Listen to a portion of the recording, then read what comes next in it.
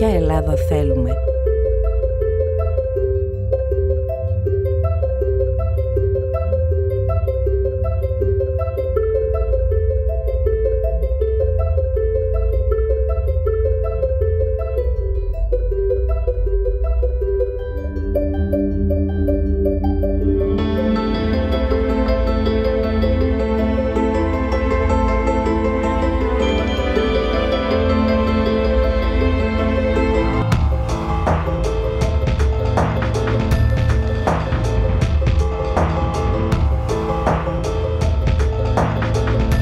Ποια Ελλάδα θέλουμε?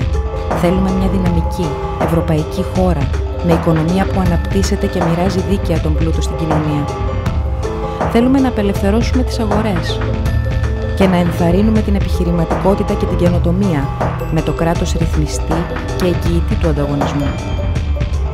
Θέλουμε να χτίσουμε πραγματικό κοινωνικό κράτος, με ουσιαστικές παροχές στην υγεία και την παιδεία για όλους και πραγματική προστασία σε όσους έχουν ανάγκη. Θέλουμε να κάνουμε την Ελλάδα ανταγωνιστική στο σύγχρονο κόσμο. Η Ελλάδα έχει μεγάλες δυνατότητες.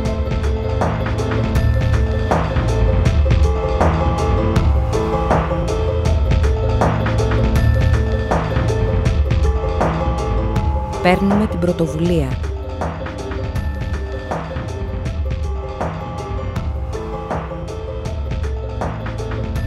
Συζητάμε. Οργανωνόμαστε. Μεγαλώνουμε.